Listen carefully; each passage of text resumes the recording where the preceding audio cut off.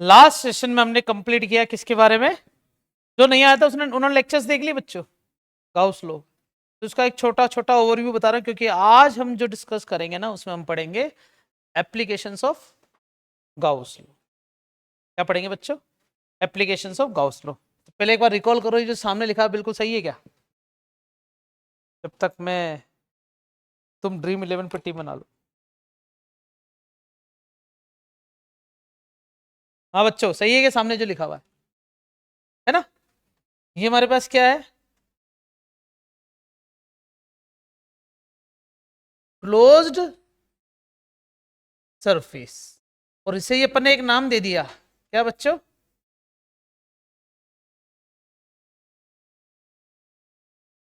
Gaussian surface. ठीक है ना? तो ये अंदर कौन सा चार्ज है, कैपिटल क्यू है या स्मॉल क्यू है? तो यहां पर भी क्या आना चाहिए? क्यू। एक तो ये था। फिर इस पे अपन ने ये भी चीज देखी है कि चार्ज अंदर ही मौजूद होना चाहिए, बाहर वाले चार्ज को मुंह नहीं लगाएंगे। एक दो तीन चार, जितने चार्ज अंदर मौजूद होंगे that is called Q inside upon, यही किसको रिप्रेजेंट करेगा? Close integral of surface DS. चलेगा क्या? और इसे ही अपन क्या बोलते हैं बच्चों?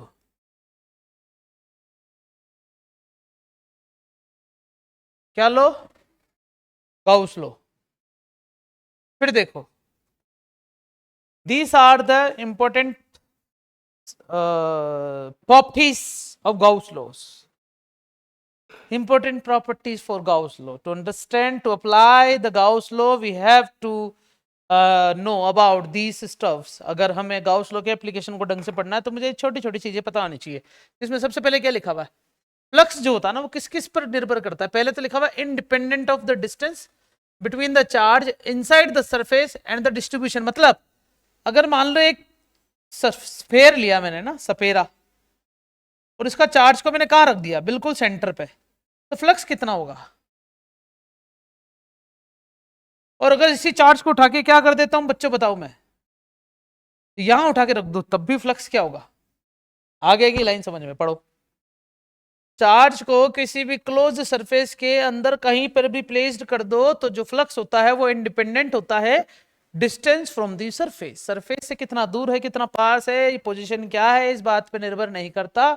इस बात पे निर्भर करता है कि वो चार्ज जो है वो क्लोज्ड सरफेस के केवल अंदर होना चाहिए। क्या होना चाहिए? अंदर होना चाहिए। दूसरी लाइन क्या लिखोड़ी बताओ? Independent of shape size and nature of the surface. सही बात है कि नहीं है? अपन ने बच्चों एक भाटा भी ले लिया था, उसके अंदर चार्ज रख दिया, डिफरेंट टाइप्स ऑफ शेप भी कंसिडर कर लिए। मैंने बताया कि एक स्फेयर लिया, उसकी वजह से जो चार्ज फ्लक्स आया था वो क्यू अपन एप्सिलॉन नॉट आया था। उसकी जगह मैंने क्यूब ले लिया तब भी सेम था, कॉन ले लिया तब भी सेम था। तो does not depends on shape size and the nature of the surface. Nature of the surface का मतलब कौन लो, सिलेंडर लो, कुछ भी लो, भाटा लो, तब भी जो अगर चार्ज अंदर मौजूद है तो उसके द्वारा बनने वाला जो फ्लक्स होता है वो क्यू अपॉन एप्सिलॉन नॉट होता है। हमारे पास तीसरी लाइन क्या लिखी हुई? Depends on the charge enclose by the surface their nature and on the medium. बिल्कुल सही बात है। किस पर निर्भर करता है? जो चार्ज अंदर मौजूद है एक तो उस पर, दूसरा चार्ज का नेचर कैसा है, पॉजिटिव है या पॉजिटिव नहीं है, और तीसरी चीज क्या लिखी हुई है? Exactly medium. अगर इसको डाइलेक्ट्रिक मीडियम में डाल देंगे तो फ्लक्स कैन बी चेंज, क्योंकि एप्सिलॉन नॉट की जगह वैक्यूम हट जाएगा, वैक्यूम की जगह मीडियम आ जाएगा, मीडियम आ जाएगा तो परमिटिविटी चेंज हो जाएगी अकॉर्डिंग टू दी मीडियम। फिर इसके बाद हम देखते हैं नेक्स्ट लाइन क्या लिखी है। तीनों लाइन समझ में आ गई बच्चों? जो भी अपन ने लास्ट लेक्चर में चर्चा करी उन सबको एक शॉर्ट लाइन में लिख रखा है, ताकि तुम याद रखने के लिए इन्हीं चीजों को पढ़ लोगे तो तुम्हें पूरा लेक्चर याद आ जाएगा कि गाउस लॉ एक्चुअली में कहता क्या था। फिर उसके बाद क्या आता है बच्चों? नेट फ्लक्स ड्यू टू, बेटा तकिया वकिया ला दो तेरे लिए, आराम से बैठी हुई ना, ला देता हूँ तकिया वकिया, कुछ हवा हवा करूँ तेरे पास में? नहीं। पढ़ो बच्चों, फोर्थ लाइन पढ़ ले, फोर्थ लाइन पढ़ लो बेटा। चल ठीक है, तू कह रही है इसलिए पढ़ रहा हूँ, वरना मैं पढ़ता नहीं, मैं तुमसे पढ़वा लेता। Net flux due to a charge outside the surface will be zero. कोई कहना चाहेगा इस बारे में कुछ? इसमें क्या कहना, कहना ही क्या?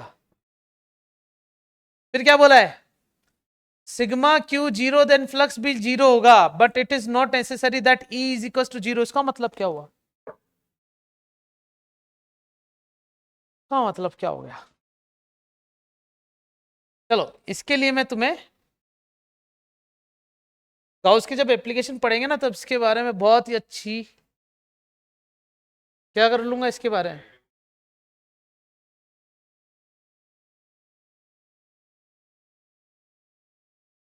और नेगेटिव चार्ज इलेक्ट्रिक फील्ड ले भी तो रहा है, तो इसके लिए मुझे एक तुम्हें स्फेयर बना के बताना पड़ेगा, तो वो एप्लीकेशन के अंदर आ जाएगा शायद, है ना, तो उसकी अलग से चर्चा करके समझा दूंगा तो ज़्यादा अच्छा रहेगा ना। ये पॉइंट फिर क्या लिखा हुआ है, a Q is place at the centre of the cube, cube के सेंटर रख दूंगा तब भी आ गया। ये क्या लिखा हुआ, लाइन पढ़ो बच्चों। The flux through the each surface, सही है ना, अपन ने क्यूब बनाया था, याद है बच्चों।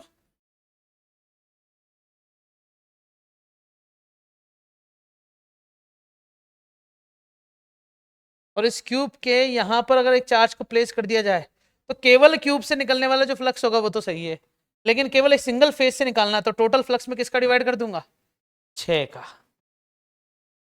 है और भी कुछ पढ़ा था अपन, है ना, याद है तुम्हें। और वो पढ़ा था क्यूब के सरफेस पे रख दिया जाए तो क्या होगा, एक और क्यूब बनाना पड़ेगा, क्लोज करना पड़ेगा, और दोनों में आधा आधा बढ़ जाएगा। वो अच्छी अच्छी बातें थी जो भी थी, है ना। पुराने पाप थे धुल गए। हम चलते हैं कुछ क्वेश्चंस पे जो कि गॉस पर आधारित होंगे। पढ़ो बच्चों, ये क्वेश्चन क्या लिखा हुआ है, तो मुझे लगता है इसका आंसर तुम दे सकते हो, और आई वांट फ्रॉम यू, मुझे ये आंसर तुमसे ही चाहिए। दौड़ाओ अपना दिमाग, चलाओ थोड़ा पेन। क्या होगा बेटा, तबीयत खराब है तेरी, जीरो होगा, जीरो होगा। सोचो जरा बच्चा क्या होगा। यूनिफॉर्म इलेक्ट्रिक फील्ड है, अंदर घुस रही, उतनी की उतनी कहाँ हो जाएगी, बाहर चली जाएगी। इसका मतलब इस हेमिस्फेयर से जाने वाला जो नेट फ्लक्स होगा वो जीरो होगा, लेकिन क्वेश्चन में ये पूछा ही नहीं है। ढंग से पढ़ो क्वेश्चन, पढ़ो यार, इंग्लिश लिखी हुई है। हाँ, फ्रॉम द हेमिस्फेयर नहीं बोला है, तुम्हें स्फेयर के, हेमिस्फेयर के उस सरफेस से फ्लक्स निकालना है, समझ गए क्या, केवल इससे। तो फ्लक्स निकालने का फॉर्मूला क्या होता था, ई डॉट डी एस, सही है क्या।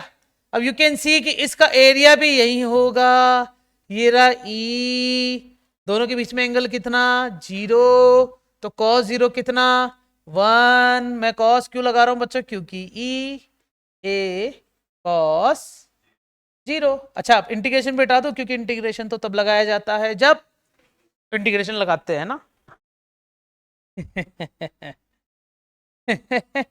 हमें एरिया दे रखा ना बच्चे, पाई आर स्क्वायर से निकाला जा सकता है, इंटीग्रेशन इसलिए यूज में नहीं लूंगा।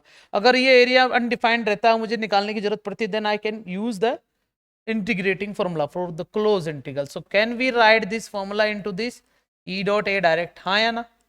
क्या मैं इसे ऐसे भी लिख सकता हूँ ई ए cos थीटा, और क्या मैं इसे ई ए भी लिख सकता हूँ क्या। और मुझे इलेक्ट्रिक फील्ड की वैल्यू दे रखी है क्या बच्चों, बताओ, नहीं दे रखी, तो ई लिख दो। और क्या दे रखा है, अब हेमिस्फेयर और सरफेस रेडियस आर दे रखी है, तो एरिया कितना हो जाएगा, बोलो आंसर समझ में आएगा। क्या ये मेरा फाइनल आंसर है, नहीं, अब आ गया, या फिर न्यूटन पर कुलाम इनटू मीटर स्क्वायर, सही है ना, यूनिट भी लिख दे। कैसा लगा, ये क्वेश्चन तुम्हारे सामने इसलिए रखा क्योंकि लास्ट क्लास में अपन ने चर्चा करी थी कि बाहर से आने वाली इलेक्ट्रिक फील्ड और निकल जाएगी, उतनी घुसेगी उतनी निकलेगी, तो नेट फ्लक्स जीरो होगा, तो बिल्कुल सही जवाब है, लेकिन ऐसा सवाल में पूछा नहीं है। तो सवाल में पूछ लेता तब तो तुम्हारा आंसर जीरो सही होता, तो हर जगह आंसर जीरो नहीं हो सकता, ध्यान रख लेना ये चीज। आ रही है बात समझ में, अरे आ रही कि नहीं आ रही, ठीक है। पढ़ो बच्चों क्या लिखा हुआ है,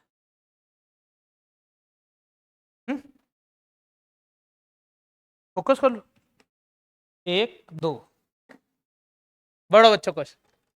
A rectangular surface of length 4 metre and width 2 metre is kept। मुझे लगता है ये तुम्हारे माथे छोड़ दूं ये वाला क्वेश्चन भी,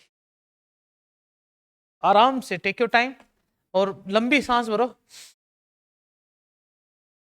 थोड़ा रिलीज कर दो, रिलीज कर दो। हाँ अब क्वेश्चन सॉल्व करो। और दिवांशु स्मार्ट लग रहा है, तो ना गया है, शाबाश, रोज ना गया है, बहस क्यों कर रहा मेरे से, ठीक है।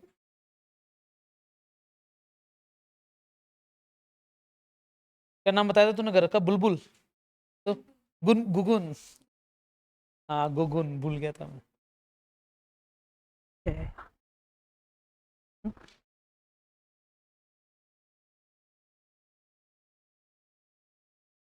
है 80√3 आंसर गलत है वैसे, मतलब मैंने नहीं निकाला कि सही क्या होगा, लेकिन ये तो गलत है। हाँ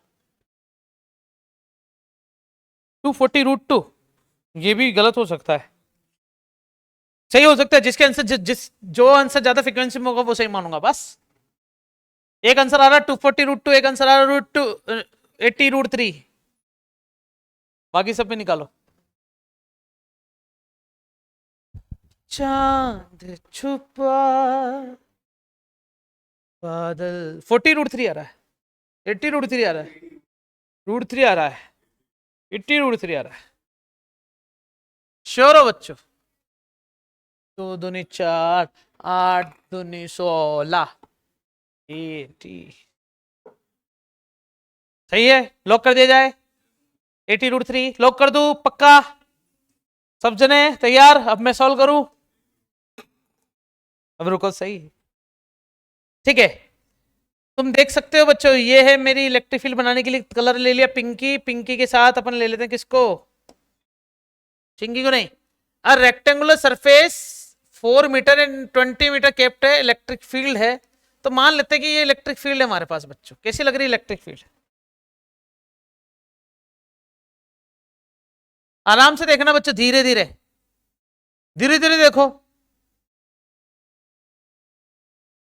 तो ये तो बिल्कुल सही है ना कि इलेक्ट्रिक फील्ड मुझे दे रखी है। कितनी दे रखी है बच्चों? 20 न्यूटन पर कूलम। उबासी मतलब भव्या, ठीक है। इशारों में सॉरी बोल दिया इसने तो, कुछ कर भी तो नहीं सकता। ये दिख रहा है बच्चों क्या है ये एक सरफेस है। और पता है सरफेस को क्या बोला है? The angle between surface and electric field is 30 degree. तो मैंने इसको घुमा दिया क्या? अब मेरे को तो ये घुमाई भी अच्छी नहीं लग रही, मैं खुद ही बनाऊंगा। देखो भैया, तो हमें ऐसा बोल रखा है कि जो सरफेस है ना,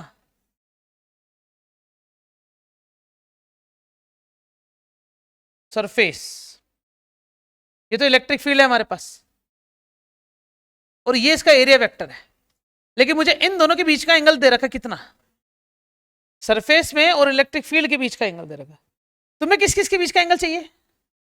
तुम्हें एरिया वेक्टर और इलेक्ट्रिक फील्ड के बीच का एंगल चाहिए ना। वो कितना हो जाएगा?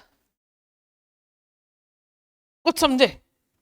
तुम्हें सरफेस का और इलेक्ट्रिक फील्ड के बीच का एंगल दे रखा है, but in the formula of flux we have to write these cos theta between E and A. A is electric, A is vector. A vector और E वेक्टर के बीच का एंगल कितना होगा? 60। E की वैल्यू कितनी है? 20। एरिया है बच्चों कितना? 4 दूनी 8। एरिया तो सही निकाल दिया ना मैंने बच्चों।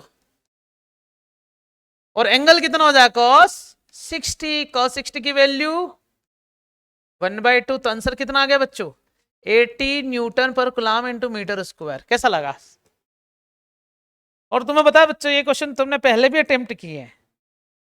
एनसीईआरटी जैसे ही क्वेश्चन है, एनसीईआरटी में भी ऐसा ही क्वेश्चन था जिसमें एरिया नहीं, सरफेस और इलेक्ट्रिक फील्ड के बीच का एंगल दे दिया जाए तो फाइंड द नेट फ्लक्स।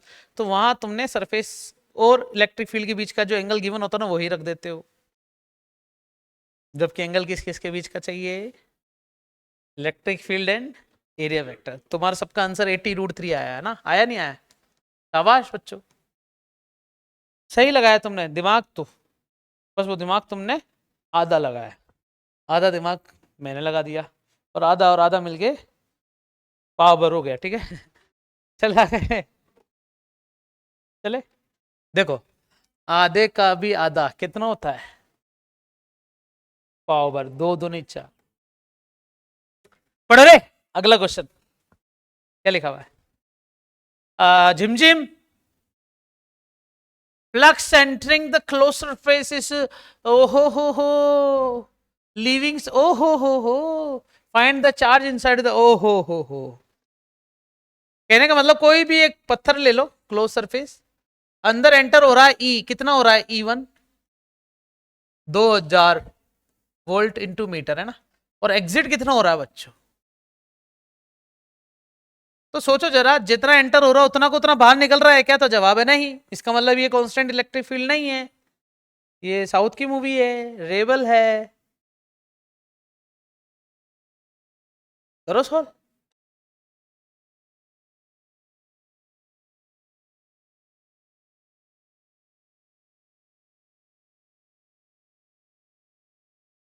चाहिए क्या तुम्हें बच्चों, कि अंदर चार्ज कितना है ना। तुम टाइम वेस्ट करोगे क्या, क्या लगता है, या कर लोगे सॉल्व। ट्राई करो, करो ट्राई करो। 3.54 इंटू 10⁻7। ठीक है, अब मैं सॉल्व करूं, देखो कौन सा नियम लगाऊंगा बताओ मैं।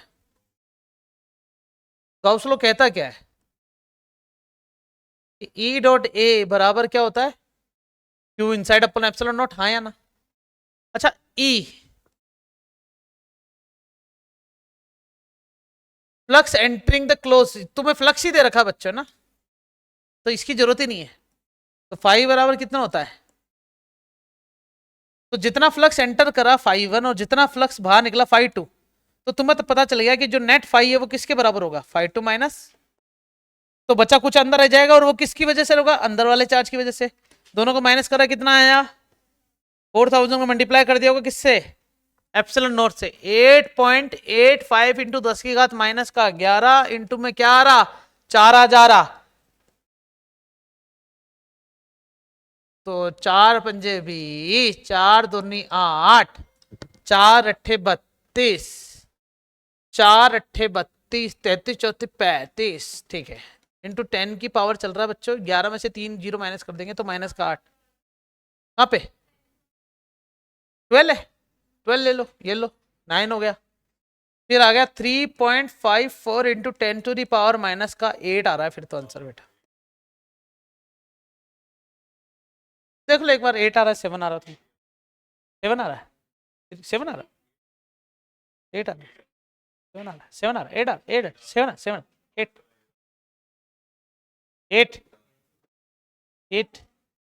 लॉक कर दिया जाए, नेक्स्ट क्वेश्चन पे चला जाए। साक्षी आ रहा है तेरे को समझ में, क्या लिखा है बच्चों, आराम से लंबी सांस भरो बच्चों, छोड़ दो इस पे।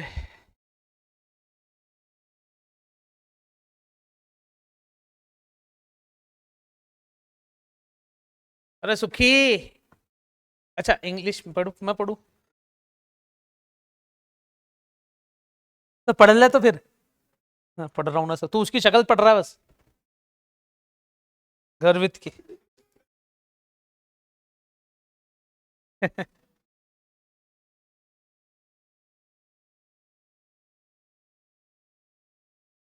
तू कबाड़ी वाले के पास वाली गली में रहता ना। हाँ, वो मैंने देखा नहीं। तू कल वहां से निकलते हुए जा रहा था, तो घर की ड्रेस में बड़ा लंबा चौड़ा दिखता है ये, लगता नहीं स्टूडेंट है, 3 बच्चों का बाप। लो पढ़ो पढ़ो, आंसर बताओ। इसका आंसर क्यू बाई, बिल्कुल सही जवाब। पढ़ू मैं, हमें बोला गया कि क्यू चार्ज प्लेस, आंसर गलत है बेटा, कैपिटल क्यू आएगा। हाँ, अंदर प्लेस करा ना, in the centre of the imaginary hemisphere, centre of the, अच्छा, using the symmetric arguments and the Gauss find the flux to the electric field due to the charge due to the surface of the hemisphere। तो hemisphere के surface से तुम्हें निकालना है ना, तो बच्चों तुम्हें इसको क्या करना पड़ेगा बच्चों बताओ, पूरा क्लोज करना पड़ेगा, ताकि टोटल का तो कितना आ जाएगा और आधे का कितना आ जाएगा, Q/2 ε0। ये अपन ने पहले भी कर चुके हैं, बस ये क्वेश्चन थोड़े स्टेटमेंट में डाल के दे दिया। डायरेक्ट तुम्हें एक स्फेयर बना कर नहीं देगा बताओ, और कुछ नहीं बोलेगा बताओ, बोल दिया बस, तुम बोल रहे हो तुम बताओ। और बताओ, सब बढ़िया। क्या लिखा हो बच्चों, अब एप्लीकेशन ऑफ गाउस लॉ पे चलते हैं। तो एक्चुअली में क्या तुमने ये नाम सुना है बच्चों कभी? ना बच्चों, इलेक्ट्रिक फील्ड सुना होगा सबने। इस इलेक्ट्रिक फील्ड के अंदर ये बताओ मैंने क्या बनाया है? बताओ बच्चों क्या बनाया ये? मैंने एक रोड बनाई है जिस पर चार्ज डाल दिया है, कितना? क्यू चार्ज डाल दिया। इसकी लेंथ कितनी मान लेता हूं बच्चों?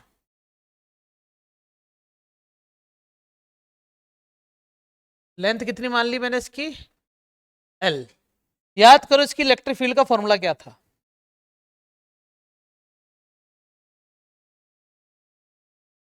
याद करो। ये अपन ने इलेक्ट्रिक फील्ड वाले डेरिवेशन में कंप्लीट किया था। हमने ना क्या करा था, एक स्ट्रिप ली थी, याद है? और किसी डिस्टेंस आर पर अपन को क्या निकालना था? फील्ड। तो याद आ रहा है झाड़ू बनाई थी अपन ने। यहां झाड़ू नहीं बनी थी, बस वो तो रिंग में था झाड़ू। फिर कंपोनेंट करा, सॉल्व करा, आंसर आया था 2k लेमडा अपन आर। सही है। अब मैं इसी फॉर्मूले को वापस ड्राइव करना चाहता हूं, किसको यूज करके? गाउस लॉ को यूज करके। तो गाउस लॉ को अप्लाई करने का सबसे पहला स्टेप बताओ। Step number 1 to apply the Gauss law, बताओ। हाँ, तुम्हें इस पूरे सिस्टम को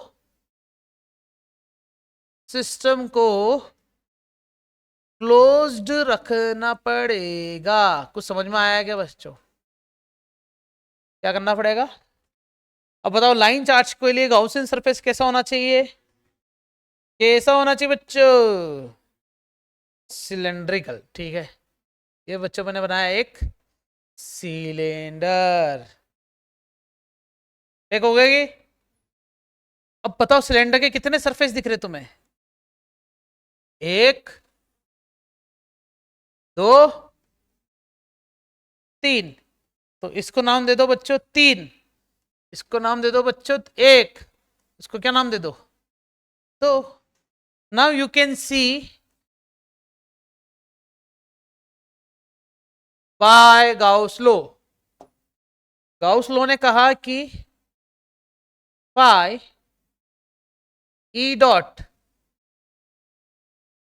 डीएस क्यों लिख रहा हूं, एस में लिख दू, plus phi E dot S2, फिर फाई ई डॉट S3 बराबर होता क्या है? किस किस को हजम हो रही है बहुत? गाउस लॉ अप्लाई करें। मैंने तीनों अलग अलग इंटीग्रेशन लिखे हैं क्योंकि इसमें सरफेस भी कितने हैं बच्चों? 3 सरफेस नहीं होते तो मैं एक इंटीग्रेशन लिखता। अब मैं तुम्हें जो समझाऊंगा मजा आ जाएगा, तुम्हें रेडी हो सब जने? मैं ना एक तो इसको जीरो रख रहा हूँ डायरेक्ट, और एक इसको जीरो रख रहा हूँ, बताओ क्यों? क्योंकि इलेक्ट्रिक फील्ड तो बाहर निकल रहा है, जबकि ये S3 और S1 दोनों के दोनों क्या इलेक्ट्रिक फील्ड के साथ परपेंडिकुलर है, इनके वेक्टर है ना बच्चों। और इस वजह से जीरो लिख दो डायरेक्ट। बचा कौन हमारे पास? ES2। वैसे इंटीग्रेशन की जरूरत नहीं थी है ना, तो मैं क्या इसको डायरेक्ट ऐसे लिख दूं? तो हमारे पास क्या बचा? ES2 cos 0 बराबर क्या चल रहा है? cos 0 की वैल्यू 1। तो क्या बचा? बोलो सही है कि नहीं है? अब S2 का मतलब क्या है?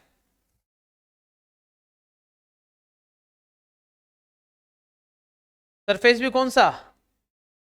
CSA पता है तुम्हें कितना होगा? 2πr_l।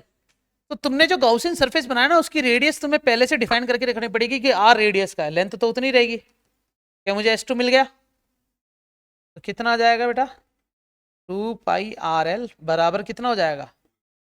2ε0। फिर बचा क्या हमारे पास?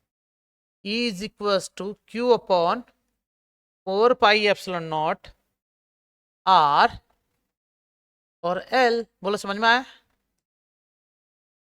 दो का मल्टीप्लाई डिवाइड भी कर दिया बच्चे मैंने, वो तो तुम्हें पता करना था ना ताकि ये 4 हो जाए। 4 मेरे को देखते ही पता है क्या अच्छा लगता है इसे Q लिखने पर। और 2, तुम पता है Q अपन L को क्या लिख सकते हैं? कुछ ज्यादा डार्क नहीं हो गया बच्चों, ये समझ में आ गया? 2k lambda. क्या कह रहा है बेटा, क्या कह रहा है?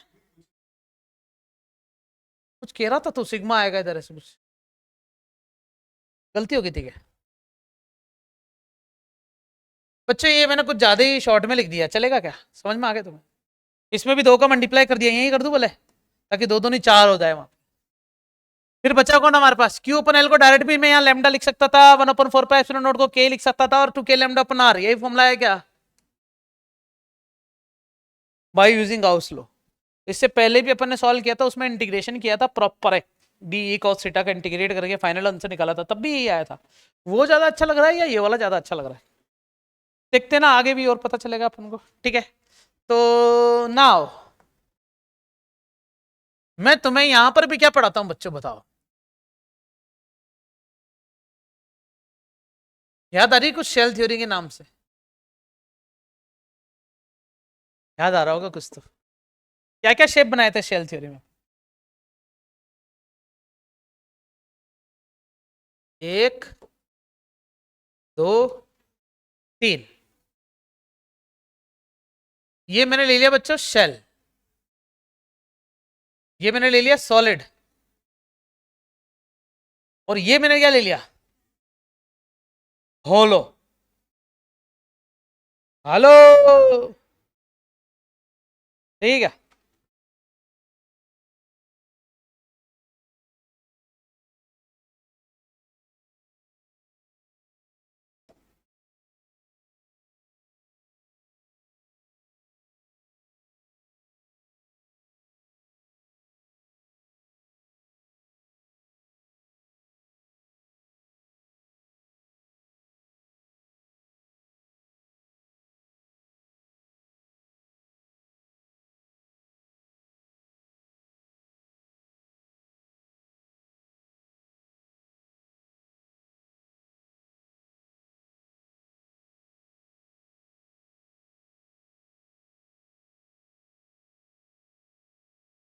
कैसा लग रहा है? 3 शेप बनाए अपन, है ना? ये तीनों की तीनों स्फेयर है, बस इसे अपन क्या बोलेंगे? Spherical shell, spherical solid, spherical hollow sphere, solid sphere, तो इसे अपन क्या बोलेंगे? Spherical shell. इन सबके ऊपर क्या कर देते हैं? अभी चार्ज की तो बात कर ही नहीं रहे। अगर ये सॉलिड होता तो सॉलिड के लिए क्या करना पड़ेगा? पूरा भरना पड़ेगा, ठीक है ना, तीनों के अंदर। याद करो जब मैं सॉलिड स्फेयर की बात करता था स्फेरिकल शेल में, सॉलिड स्फेयर के अंदर, तो अंदर अगर मैंने अपनी इच्छा से कोई एक और सेक्शन ले लिया, दिख रहा है क्या तुम्हें? कितना भद्दा लग रहा है? बड़े वाले की रेडियस कितनी है? कैपिटल आर, और छोटे वाले की रेडियस, बड़े वाले का मास कितना है? कैपिटल एम, और छोटे वाले का मास कितना है? Small M. सही है? तो इसीलिए याद करो बच्चों, मास अपॉन वॉल्यूम और मास अपॉन वॉल्यूम, कुछ याद आ रहा है? डीवी। कहते हैं कि बड़ा मास बटे बड़ा वॉल्यूम हो गया 4/3 पाई आर क्यूब, और छोटा मास बटे छोटा वॉल्यूम कितना हो जाएगा? 4/3 पाई आर स्मॉल आर क्यूब, है ना? और छोटा चार्ज बटे छोटा वॉल्यूम, समझ में आया है क्या? अब यहां पर चार्ज की बात कर रहे हैं, तो इस पूरी बॉडी पर चार्ज अपन ने क्यों दे रखा है ना, अब ये मत पूछना कि क्यों दे रखा है, मैंने बता दिया तुम्हें क्यों दे रखा है, ठीक है? तो कहते हैं कि यहां से 4/3 सब कुछ काट दूं तो क्या बचेगा? एम अपॉन आर क्यूब बराबर डीएम अपॉन आर क्यूब बराबर D Q upon R cube. अब इस बार इस चैप्टर में अपन को किसकी जरूरत पड़ेगी? चार्ज की। तो बताओ यहां से डी क्यू की वैल्यू के लिए total charge upon R cube भी हो सकता है क्या? जब बड़ा मास तो बड़ा वो छोटा मास, तो बड़े छोटे चार्ज का बड़े चार्ज से रिलेशन आएगा, तो क्या बचेगा कि डी क्यू बराबर आ जाएगा आर क्यूब अपॉन में आर क्यूब इंटू में क्यू। चलेगा क्या? अब मैं तुम्हें इसकी कहानी जो है यूज करूंगा डायरेक्ट, वहां पर नहीं बताऊंगा, जब इसका यूज आएगा सॉलिड स्फीयर की बात करेंगे। चलेगा यहाँ तक? बहुत बढ़िया। इसी के साथ मुझे शेल थ्योरी इतनी ही बतानी थी बच्चों ना, इसके लिए तो कुछ बात है ही नहीं, अंदर कोई चार्ज, चलो चर्चा करता हूं बाद में। इधर आओ, क्या लिखा बच्चा मैंने? कंडक्टर इंसुलेटर और सेमीकंडक्टर और डाइलेक्ट्रिक मटेरियल।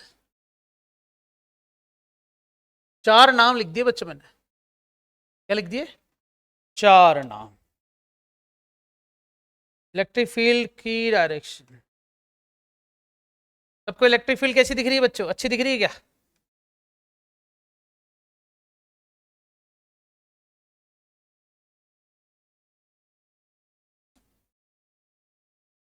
कलर सही लग रहा है? ये दिख रहा है नहीं दिख रहा तुम्हें?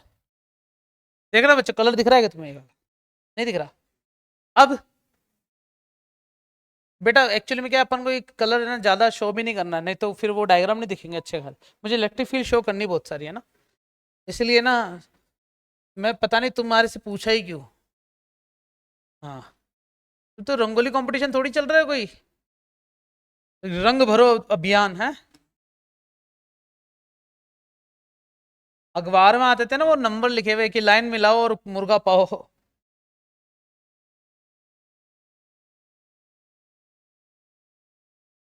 सुखपाल तेरा हाथ धो के पीछे पड़े हुए हैं, उनको बोलो मुंह भी धो के आओ, सिर्फ हाथ धोने से कुछ नहीं होगा।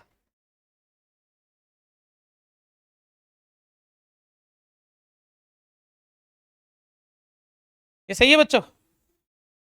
ये इलेक्ट्रिक फील्ड मैंने बना दी है ना। अब देखते जाना, पहले क्या बना रहा हूं बच्चों मैं, एक कलर कलर कलर कैसा रखूं? सही है। ये क्या है? देखते हैं क्या होगा। दो, तीन, चार।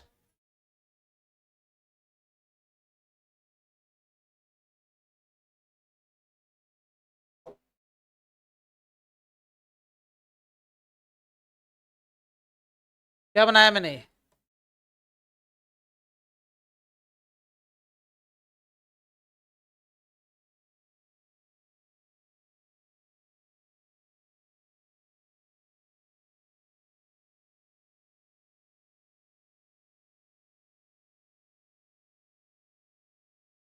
बताओ इनमें से तुम्हें कंडक्टर कौन लग रहा है, इंसुलेटर कौन लग रहा है, सेमीकंडक्टर कौन लग रहा है, और डाइलेक्ट्रिक मटेरियल कौन सा लग रहा है? कौन कंडक्टर है, कौन इंसुलेटर है, कौन सेमीकंडक्टर है, कौन डाइलेक्ट्रिक मटेरियल है? अगर सेम चारों ऑब्जेक्ट को तुम्हारे सामने रख दिया जाए, same size, same shape, same colour, तीनों सेम सेम सेम हो, तो how can you justify the different material can be differentiate from that one की ये कंडक्टर है ये इंसुलेटर? कैसे? नहीं, यहां पर अपन को एक्सटर्नल इलेक्ट्रिक फील्ड डालने का मौका ही नहीं मिलेगा, अपन को इन्हें एक्सटर्नल इलेक्ट्रिक फील्ड में लेके आना पड़ेगा।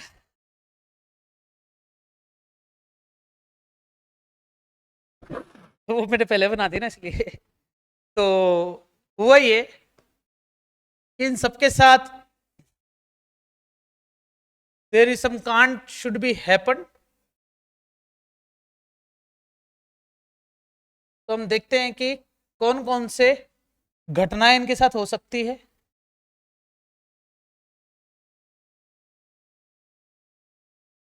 रेडी? कहते हैं कि अगर ये कंडक्टर होता, तो ये कंडक्टर है ना पता करता है कि ये इलेक्ट्रिक फील्ड आ कहां से रही है। सही है? तो ऑब्वियस बात है कि जहां से इलेक्ट्रिक फील्ड आती है उस सरफेस को हमेशा पॉजिटिव चार्ज प्लेट बोल सकते हैं, और जहां पर जा रही है उसे नेगेटिव चार्ज प्लेट बोल सकते हैं। तो हुआ ये कि पॉजिटिव की चार्ज की तरफ कौन आ जाएगा?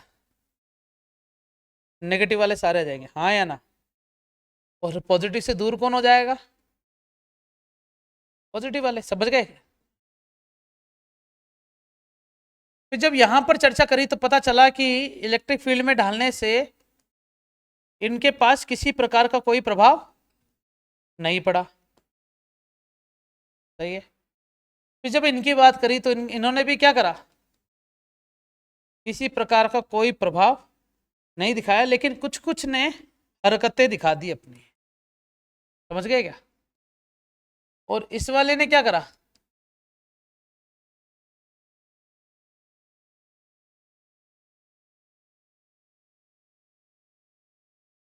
किसी प्रकार का कोई भी बिहेवियर नहीं दिखाया एक्सटर्नल इलेक्ट्रिक फील्ड में।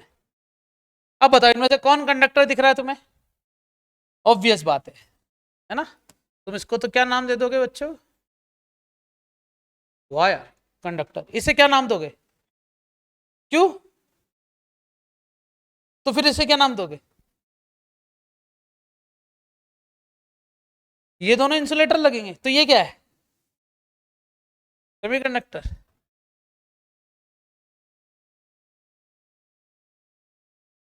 क्या है ये? Dielectric material. सेमीकंडक्टर की डेफिनेशन क्या होती है तुम सब अच्छे से जानते हो ना? डेफिनेशन नहीं भी पढ़ी होगी ना तो तुम बना सकते हो कि ऐसा कंडक्टर जो आधा कंडक्टर हो, ऐसा semiconductor are those conductor who behave like conductor as well as insulator, that is semiconductor. ऐसे ही बोलोगे तो तुम्हें लग रहा होगा कि सर ये आधा तो इंसुलेटर है आधा कंडक्टर है, दैट इज सेमीकंडक्टर। जबकि नहीं, इसको मैंने क्या नाम दे दिया? तो इन दोनों में से एक इंसुलेटर और एक सेमीकंडक्टर है, पता कैसे लगाओगे? Exactly exactly, Anu Malik. समझ गए? अनु मलिक को जानते हो? अनु मलिक के रिश्तेदार है अरमान मलिक। तो अनु मलिक का तो एक ही काम है बच्चों, बताओ क्या करना है? आग लगा, आग लगा, आग लगा, ठीक है? तो ये आग लगाते ही पता क्या होगा? क्या होगा बच्चों बताओ आग लगाते ही?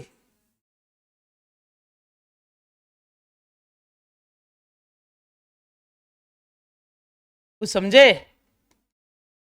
आग लगाते ही इनके कुछ इलेक्ट्रॉन फ्री हो गए और सरफेस पे चले गए।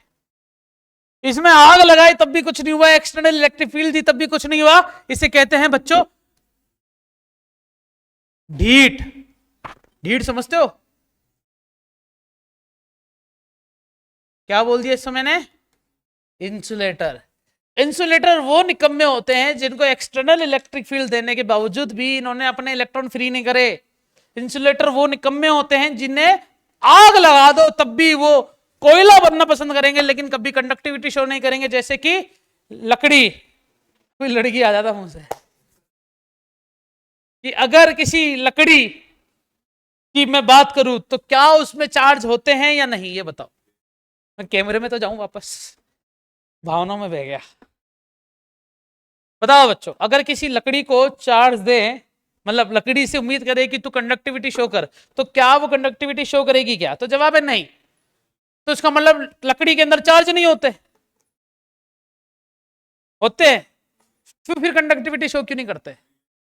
एग्जैक्टली प्रॉपर्टीज होती। Conductor are those material who has free electrons. Chemistry के अंदर तुमने जितनी भी केमिकल रिएक्शन पढ़ी है उसमें तुमने उन्हीं के साथ चर्चाएं करी है जो फ्री इलेक्ट्रॉन शो कर सकता है और आसानी से केमिकल रिएक्शन को एग्जीक्यूट करवा सकता है। कभी देखा है कि लकड़ी के ऊपर तुमने डाल दिया केरोसिन और सोच रहे हो कि चल भाई चल ना आए, उसके लिए क्या लगेगी तुम्हारे लिए?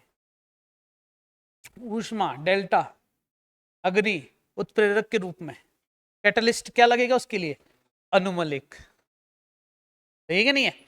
चलो ठीक है, हम तो इलेक्ट्रिसिटी की बात कर रहे हैं ना, कंडक्टिविटी की बात कर रहे हैं। तो कंडक्टर आर दोज मटेरियल, जो प्योर कंडक्टर होते हैं वो क्या होते हैं? उनके सारे इलेक्ट्रॉन फ्री होते हैं। देखा नहीं है जैसे एक्सटर्नल इलेक्ट्रिक फील्ड आई सारे के सारे नाच के बाहर निकल लिए। ठीक है? इसमें क्या हुआ? एक्सटर्नल इलेक्ट्रिक फील्ड दे दी तब भी किसी प्रकार का कोई बिहेवियर नहीं दिखाया, इंटरेक्शन नहीं दिखाया। इंसुलेटर मटेरियल वो मटेरियल होते हैं जो कि टेम्परेचर और एक्सटर्नल इलेक्ट्रिक फील्ड दोनों में किसी प्रकार का कोई भी इंटरेक्शन नहीं दिखाते, that is called insulating material. They have tendency to bonded the electron, electron को बॉन्ड करने का प्रयास करते हैं ये। फिर बचता हमारे पास डाइलेक्ट्रिक मटेरियल। डाइलेक्ट्रिक मटेरियल वो मटेरियल होते हैं, सेमीकंडक्टर और डाइलेक्ट्रिक दोनों का नेचर एक जैसा होता है। डाइलेक्ट्रिक भी आधे कंडक्टर आधे इंसुलेटर, सेमीकंडक्टर भी आधे कंडक्टर आधे इंसुलेटर, लेकिन दोनों का बिहेवियर अलग अलग है। डाइलेक्ट्रिक मटेरियल अपनी कंडक्टिविटी शो करते हैं एक्सटर्नल इलेक्ट्रिक फील्ड में, जबकि सेमीकंडक्टर अपनी कंडक्टिविटी शो करते हैं टेम्परेचर राइज में। कुछ कंडक्टर्स ऐसे होते हैं या कुछ मटेरियल ऐसे हैं जिनमें आग लगाने से कुछ इलेक्ट्रॉन एक्साइटेड होके फ्री हो जाते हैं, दैट इज सेमीकंडक्टर। और कुछ होते हैं कि आग लगाने से भी एक्साइटेड ना हो, उसे बोलते हैं इंसुलेटर। लेकिन एक्सटर्नल इलेक्ट्रिक फील्ड में, समझ गए क्या? तो दो एग्जाम्पल बच्चों कि अगर मैं तुम्हें बोलूं कि बच्चों पढ़ो बच्चों पढ़ो बच्चों पढ़ो बच्चों पढ़ो, तो तुम पढ़ने लग गए तो तुम क्या हो? कंडक्टर, है ना? लेकिन तुम नहीं पढ़ रहे हो तो तुम तीन कैटेगरी में आ जाओगे, या तो इंसुलेटर में, या डाइलेक्ट्रिक मटेरियल, या फिर सेमीकंडक्टर को तो लिखा ही नहीं अपन ने। किस में आ जाओगे बच्चों? सेमीकंडक्टर्स में आ सकते हो। आ सकते हो या नहीं? बिल्कुल आ सकते हो। तो तुम्हें इन 3 कैटेगरी से मुझे डिफरेंशिएट करना, तो मैं क्या करूंगा, पहले तुम्हें समझाऊंगा प्यार से, तुम्हें समझाऊंगा, तुम्हारे आसपास का एनवायरनमेंट ऐसा बनाऊंगा जिससे तुम पढ़ने लग जाओ, और तुम अगर पढ़ने लग गए तो तुम क्या हो, इससे कहते हैं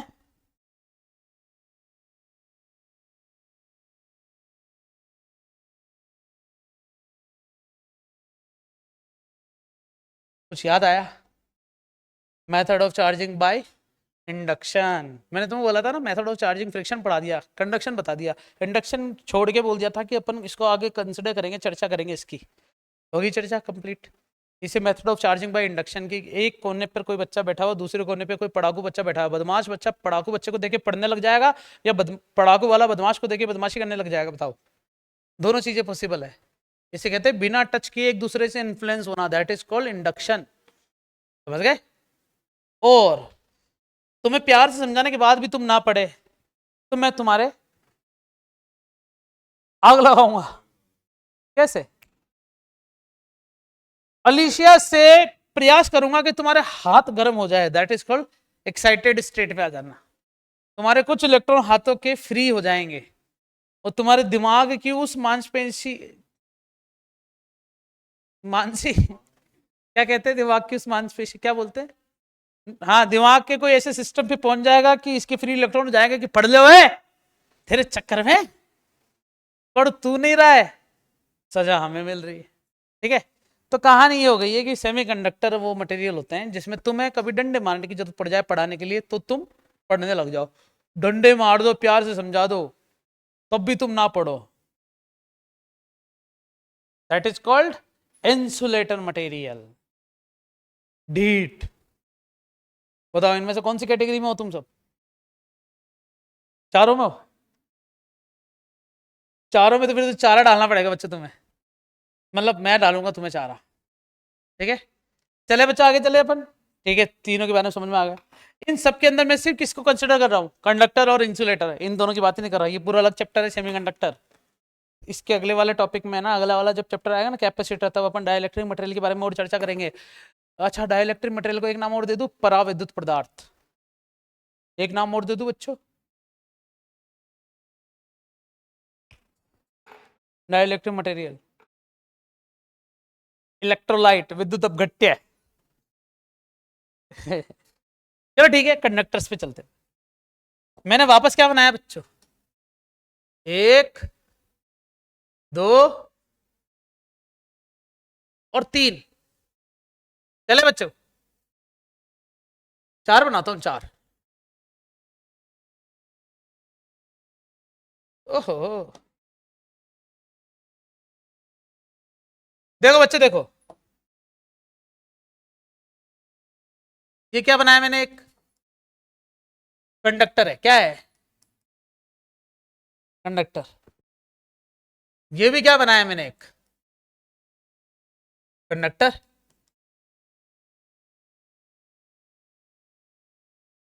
ये क्या बनाया मैंने, एक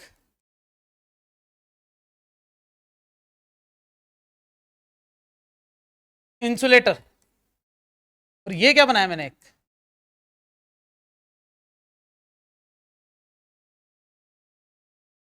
अभी बता दे बेटा।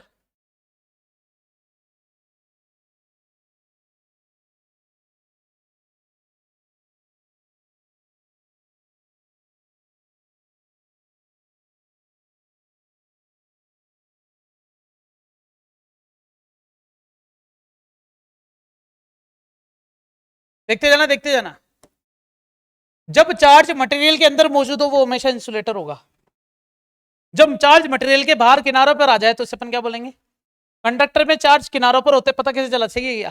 तुमने नोटिस किया हर जगह पॉजिटिव चार्ज बना दिया मैंने, जबकि पॉजिटिव और चार्ज और नेगेटिव चार्ज दोनों थे, तो मैंने ऐसा क्यों किया? तुम दोनों शो कर सकते हो, एक तरफ पॉजिटिव एक तरफ नेगेटिव, दोनों तरफ नेगेटिव दोनों तरफ पॉजिटिव, पूरा पॉजिटिव पूरा नेगेटिव कर सकते हो। लेकिन जितनी भी बुक्स मैंने अभी तक रीड की है, या तुम भी इन फ्यूचर किसी रेफरेंस बुक को फॉलो करोगे तो यू कैन सी कि वहां पर एक ही सिस्टम यूज में लेते हैं कि पूरे कंडक्टर पर चार्ज एक ही रख दो, या तो नेगेटिव या फिर पॉजिटिव, तो अधिकतर क्या रखा जाता है, पॉजिटिव चार्ज। मैंने तुम्हें फिर बोल दिया पॉजिटिव नेगेटिव दोनों रख सकते हो, नेगेटिव भी पूरा रख सकते हो, पॉजिटिव भी रख सकते हो, लेकिन अपन क्या रखेंगे हमेशा, पॉजिटिव रखेंगे। ठीक है, क्या लिखा मैंने इसको, कंडक्टिंग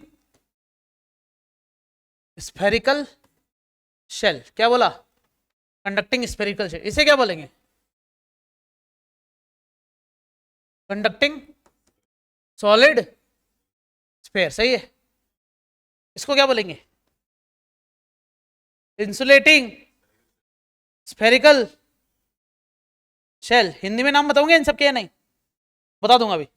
और इसे अपन क्या बोलेंगे, इंसुलेटिंग सॉलिड स्फेयर, सही है। 4 नाम बोल दिए मैंने। इसमें सबसे पहला है ये वाला शेप देखो, ये वाला शेप देखो, और ये वाला, तीनों एक जैसे लग रहे हैं क्या,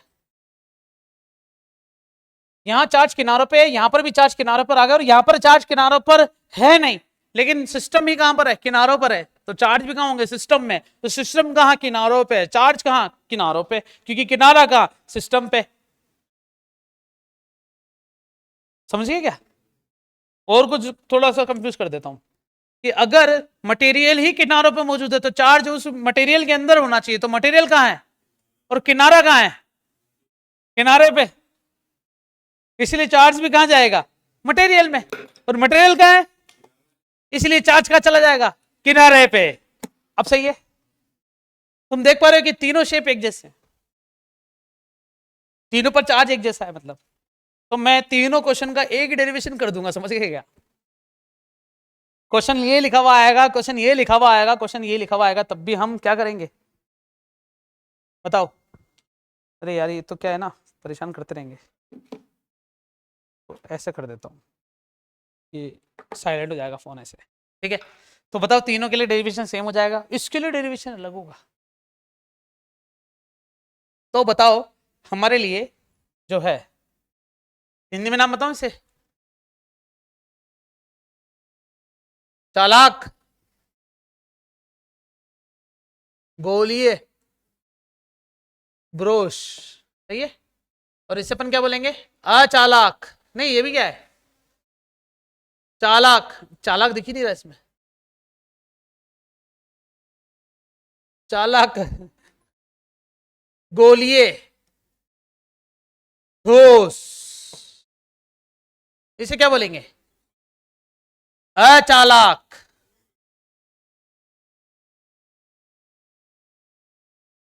गोलीय, कोश, और इसे अचालक, गोलीय, ठोस। खतरनाक नाम, इसलिए अपन स्फेरिकल शेल और ये लिख के चलेंगे बच्चों आगे, ठीक है। So let's begin with the conductor. एक स्फेयर उठाते हैं, वो कंडक्टर लेते हैं, चाहे सॉलिड हो चाहे कोश हो। इसमें 2 डायग्राम छोड़ दिए बच्चों मैंने, बताओ कौन से, समझ गए, होलो वाले। होलो में अगर ये कंडक्टर होता तो इसके चार्ज कहां होते हैं, समझ गए क्या, होलो है, होलो तो इसका मतलब मटेरियल कहां मौजूद होगा इस पूरे का, सही है क्या। और अगर ऐसी बात हो जाए जिसमें ये खुद क्या है, ये होलो ही है, अगर इंसुलेटर होता तो चार्ज कहां होता, अंदर की, सही है ना। तो इसको अपन ने क्या नाम दे दिया, कंडक्टिंग होलो सपेरा, और इसे अपन क्या बोलेंगे, इंसुलेटिंग होलो सपेरा। स्टार्ट करते हैं सबसे पहले एक ही नाम से, क्या लिखा है, कंडक्टिंग स्फेरिकल शेल। अरे यार ये तो मेरे को फिर इससे थोड़ी काम चलेगा, मुझे तो वो चाहिए, फिर ये स्पेस चाहिए।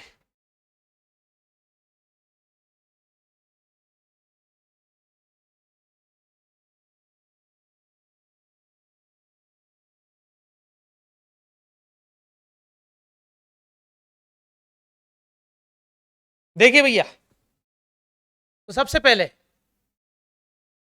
क्या बनाया मैंने, एक चार्ज कहां मौजूद है, किनारों पे, इसलिए क्या क्या नाम हो सकता है इसका, कुछ भी हो, चाहे शेल हो चाहे ये सॉलिड हो, लेकिन है क्या ये बच्चों? कंडक्टर। और कंडक्टर पे चार्ज हमेशा कहाँ होता है? केवल किनारों पर, सही है ना? तो इसी के साथ मुझे चाहिए क्या बच्चों? याद करो, अपन ने ग्रेविटेशन में ये सब चीजें पढ़ चुके हैं, जहां पर अपन ने ग्रेविटेशन फील्ड का नाम दिया था। आज अपन इसको क्या नाम दे रहे हैं? Electric field. फाइनली जहां पर अपन अटक रहे थे ना, बार बार फील्ड में कंफ्यूज हो रहे थे, तो सेंटर बनाना पड़ेगा बच्चों। देखते जाओ, यहां से नापा, यहां को पहुंचा, पहली बार सीधी लाइन बनी है। आर की वैल्यू आर से बड़ी, आर की वैल्यू आर के बराबर, आर की वैल्यू आर से छोटी, आर की वैल्यू आर के 0 के बराबर। अभी हम कहां पर है? बाहर की तरफ। मैं पता क्या क्या निकालूंगा? मैं इलेक्ट्रिक फील्ड भी निकालूंगा, और क्या निकालूंगा बताओ? हैं? पोटेंशियल भी। दोनों चीजें एक साथ, क्योंकि इलेक्ट्रिक फील्ड और पोटेंशियल दोनों को एक साथ ही पढ़ लिया था अपन ने। तो क्या इसके लिए इलेक्ट्रिक फील्ड अपन ने पहले कभी निकाली है? नहीं, नहीं निकाली। इलेक्ट्रिक फील्ड टॉपिक पढ़ा था बस, और वो इलेक्ट्रिक फील्ड और फोर्स के क्वेश्चन करते थे बस, क्यूब के अंदर चार्ज को इधर उधर पटक दिया, स्क्वायर के अंदर, है ना? तो चलो ठीक है, इसका निकालते अपन यहाँ के लिए। तो पहले क्या निकालते? ई आउट। क्या निकालते बच्चों? ई आउट। यूज क्या करेंगे बताओ? गाउस लो। गाउस लो को अप्लाई करने का स्टेप नंबर 1 क्या है? Gaussian surface. तो गाउसियन सरफेस कैसे बनाओगे इसका? तो समझ रहे हो क्या करा मैंने? ये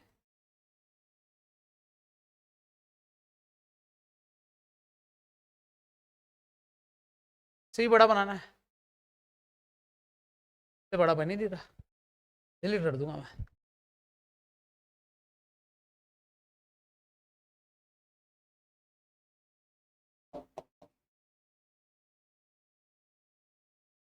आई होप कि समझ में आ गया होगा तुम्हें। इस पूरे को, इस पॉइंट पर मुझे गाउसियन सरफेस बनाया मैंने।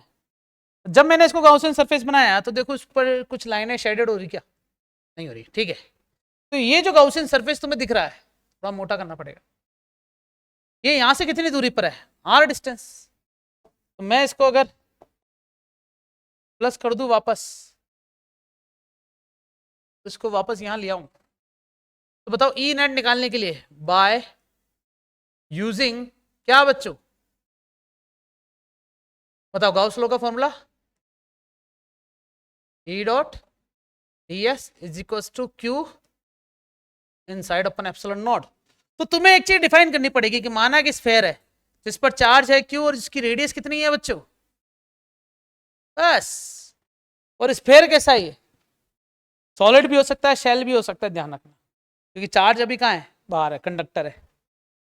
तो जरा देखो, हम गाउसियन सरफेस की अगर बात करें तो यही इसका डीएस है, तो यही इसका ई है, दोनों के बीच में एंगल कितना? 0। तो क्या ये ई डॉट डीएस हो जाएगा? और इस सरफेस के अंदर चार्ज कितना है? क्यू अपॉन क्या चल रहा है? ई कांस्टेंट है इसलिए बाहर आ जाएगा। और देखते जाओ,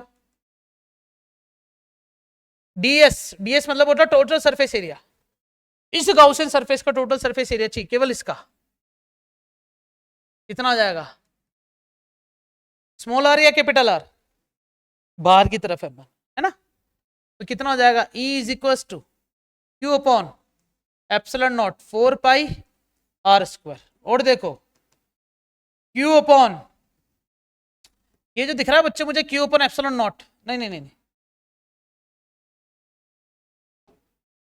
Q upon 4 pi R square, इसको क्या लिख सकता हूं मैं? लिख सकता हूं या नहीं? देखते जाना। इसे सिग्मा अपॉन एप्सिलॉन नॉट भी लिख सकता हूं। और एक और चीज देखो, ये जो 1 अपॉन 4 पाई एप्सिलॉन नॉट है ना, इसको क्या लिख सकते हैं? तो क्या आया बताओ? दोनों में से कौन सा उठाना चाहोगे? सिग्मा वाला या के क्यू बाई आर स्क्वायर वाला?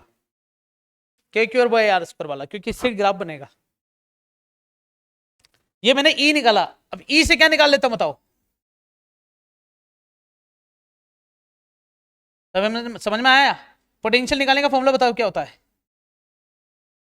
ई, हाँ, ई डॉट डी आर। अब इसमें देखो ई की वैल्यू कितनी है, के क्यू बाई आर स्क्वायर, इधर क्या हो जाएगा डी आर। तो देखते जाओ बच्चों, के क्यू बाहर, अंदर क्या बचा के क्यू, क्या माइनस का 1/r आ गया, क्या मिल गया है मुझे V, वो भी कौन सा इलेक्ट्रोस्टैटिक पोटेंशियल। कितना अच्छा लग रहा है बताओ, अच्छा लग रहा है सॉरी, ऐसे थोड़ी बात कर रहा था मैं। देख लो भैया एक बार ढंग से, मैंने आउटर का निकाल दिया। यही आउटर की बात के लिए मैं अब किसका निकालता हूं बताओ,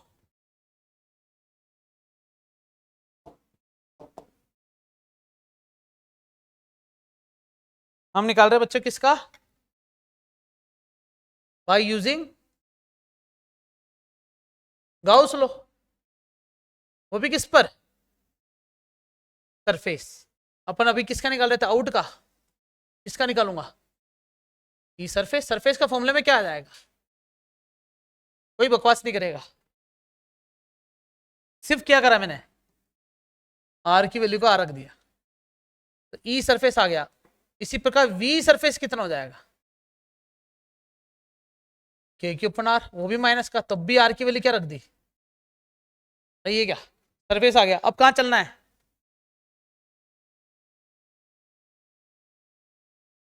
इनसाइड। तो ई इनसाइड अगर मैं निकालने जा रहा हूं तो K Q by are square में क्यू की वैल्यू क्या हो जाएगी, अंदर चार्ज बचा ही नहीं, सारा का सारा बाहर आ चुका है, तो ई इनसाइड कितना हो जाएगा, जबकि वी इनसाइड अगर मैं निकालू, याद करो बच्चों खर्चा के क्यू बाई आर माइनस का, हाँ या ना, खर्चा उतना ही रहेगा, दिल्ली जयपुर वाली कोई बात नहीं कर रहा मैं, सब कुछ आता है अपन को। इनसाइड हो गया, अब कहां पर निकालूंगा बच्चों सिंटार, तो ई सिंटार की वैल्यू कितनी हो जाएगी 0, क्योंकि क्यू अभी भी कहां है, लेकिन वी सिंटार निकालूंगा ना तो के क्यू बाई आर यही रहेगा। खर्चा अभी भी सही है, घर तक जा रहे तब भी, टेम्पो का किराया नहीं लगा है, सिर्फ 485 रुपये लगाए हैं ट्रेन के। कुछ याद आ रहा है वो कहानी, पैदल चल के चले गए अपन घर पे, है ना, ठीक है। तो पुराने कंसेप्ट काम आते ही है ना हर जगह पे। मैंने ग्रेविटेशन की चीजें उठा ली है बच्चों एक तरीके से यहाँ पर। अब मुझे ग्राफ बनाना है इन दोनों का, रेडी हो सब जने, आप तो ऐसे ही रहो बच्चों। तो ग्राफ बनाने के लिए मुझे ड्रॉ करना पड़ेगा, पतली सी लाइन उठा के पटक दूंगा यहाँ से, सीधी बनाना, सीधी, हिम्मत है तो सीधी बनाना, सीधी। ओ क्या बात है, नहीं नहीं नहीं, वाह, चलेगा बच्चों। ग्राफ बनाने जा रहे हैं अपन बच्चों, रेडी रहना सब जने, रेडी। तो जरा देखो इस पॉइंट से इस पॉइंट तक सीधी लाइन, बहुत सीधी थी, चलेगी चलेगी, देखते जाना। यहां पर आर की वैल्यू किसके बराबर है, यहां पर आर की वैल्यू आर से, यहां पर आर की वैल्यू आर से मोटी, और यहां पर आर की वैल्यू, देखते जाना बच्चों, ऊपर वाला किसको बता रहा हूं मैं, और ये किसकी डिस्टेंस है आर, और इसके नीचे वाला जो डायग्राम बनाऊंगा वो किसका बनाऊंगा बच्चों मैं, वी का। वी का नीचे क्यों बनाऊंगा, क्योंकि नेगेटिव है, दोनों डायग्राम एक साथ बना रहा हूं मैं, पहली बार ऐसा हो रहा है। तो यू कैन सी ग्राफ के अंदर यहां से यहां तक तो 0 था ई, फिर एकदम से इस पॉइंट से लेके ऐसे बढ़ा। आई थिंक तुम्हें समझ में आ गया बच्चों, नहीं आया, बताओ कि सेंटर पे भी 0, इनसाइड भी 0, सरफेस पे एकदम से बढ़ गया, यहां पर दिख रहा है क्या, ये नीचे लिखा हुआ था, हाँ लिखा हुआ ना ई, ये सरफेस आ गया, ये इनसाइड आ गया, और ये 0 हो गया, ठीक है। अब मैं वी का डायग्राम बना रहा हूं, वी क्या है हर पॉइंट पर कितना है के क्यू बाई आर, वो भी माइनस का, फिर एकदम से गिरा, कैसे के क्यू बाई आर, आया कि नहीं समझ में। ये ग्राफ ग्रीन मैंने यहाँ पर लाइन ड्रॉ कर रही है बच्चों, करना बहुत जरूरी है ताकि तुम्हें रहे, मतलब पता रहे कि हाँ भाई यहाँ पर इलेक्ट्रिक फील्ड 0 होते होते सरफेस पर एकदम से इंक्रीज हुई, फिर डिक्रीज हुई, म्यूचुअल ग्राफ हो गया सारा का सारा, एक बार ढंग से देख लो बच्चों, पूरा डेरिवेशन मैं देख लो एकदम।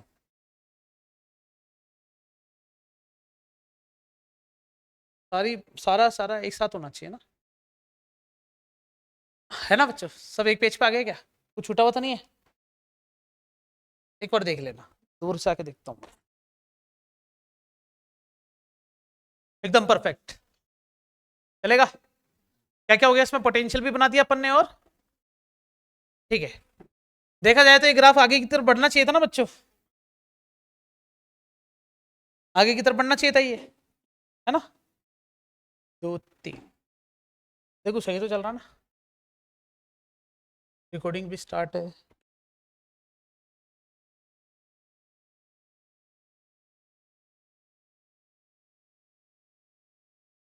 ठीक है, देखते जाओ बच्चों। अब किसकी बात करेंगे अपन? अब सॉलिड की। और तो नहीं कर रहा हूं, मुझे पता है मैं कर रहा हूं, लेकिन मैं तो पढ़ाऊंगा। सॉलिड में ये कुछ भी नहीं लिखूंगा, क्योंकि इसमें कितना अच्छा लिखा मैंने। देखो कैसे घास काटता हूं, तैयार हो?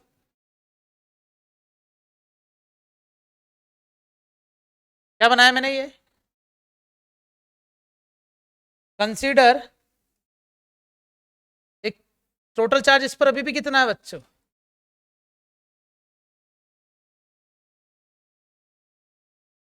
सही है क्या? इसका सेंटर और रेडियस दोनों चाहिए मुझे, ताकि लाइन बना के मैं कहां पहुंच जाऊं? सीधा घर से बाहर। आर की वैल्यू आर से बड़ी, आर की वैल्यू आर के बराबर, आर की वैल्यू आर से छोटी, आर की वैल्यू आर से 0 के बराबर। Let us consider a sphere, ये सॉलिड इंसुलेटर है। आया क्या समझ में? इसके लिए वो 3 नाम नहीं आएगा, एक सिंगल नाम, one man army, solid insulator. तो इसके लिए सबसे पहले क्या निकालते? सब बोलेंगे हाँ, या मैं भी बोलूं हाँ? ठीक है, वी आउट कितना होगा?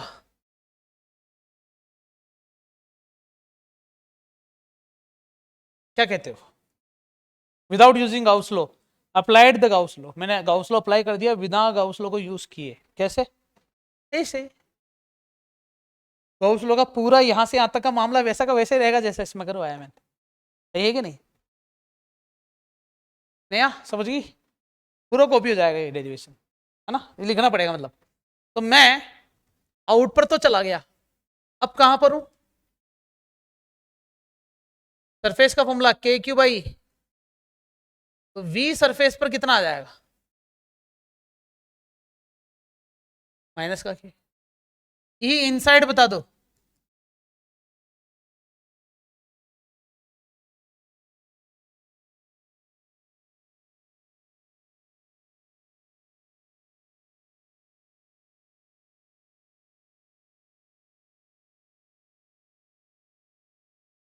यही था क्या? वाह बच्चों वाह, वी इनसाइड बता दो चलो। फॉर्मूला बताओ, फॉर्मूला। हाँ हाँ,